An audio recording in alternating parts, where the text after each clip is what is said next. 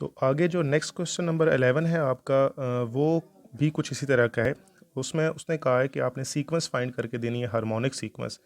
तो स्टेटमेंट में जो चीज़ें उसने गिवन की हैं वो कहता है कि sum of first and fifth term of harmonic sequence is 4/7 and if the first term is 1/2।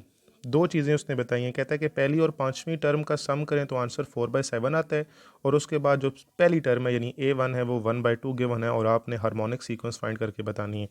तो हमने एक हार्मोनिक सीक्वेंस ये फाइंड करनी है, लेट कर लिया हमने सपोज हार्मोनिक सीक्वेंस। चूँकि हार्मोनिक हमेशा अरिथमेटिक के रेसिप्रोकल होता है, तो हमने उसको 1/A1, 1/A1 + D, A1 + 2D, A1 + 3D, A1 + 4D up to so on. चूँकि अगर इसको रेसिप्रोकल लेके लिखेंगे तो वो अरिथमेटिक प्रोग्रेशन में चली जाएगी। आपको पता है, आपने ये टर्म पढ़ी हुई होती हैं कि A1 होता है, फिर A1 + D होता है, फिर उसके बाद क्या होता है A1 + 2D होता है अप टू सो ऑन। ये किस में होती है? अरिथमेटिक प्रोग्रेशन में होती है। अब हमने चूंकि हार्मोनिक सीक्वेंस लेट करनी है तो डेफिनेटली अरिथमेटिक की ये रेसिप्रोकल होती है, तो इस वजह से हमने 1/1/1 लिखा है। अब गिवन कंडीशन उसने कहा कि पहली और पाँचवीं, ये पहली है और ये वाली पाँचवीं है, पहली और पाँचवीं का सम करें तो आंसर आता है 4/7, कोई नंबर 1 कर दिया। फिर आल्सो बाय गिवन कंडीशन उसने कहा है कि पहली टर्म जो है हार्मोनिक सीक्वेंस की, और पहली टर्म क्या है 1/A1, वो इक्वल है 1/2। यहाँ से A1 निकालें तो A1 क्या आ जाएगा? 2 आ जाएगा। ये A1 की वैल्यू आप उठा के किधर पुट कर दें? 1 में पुट कर दें।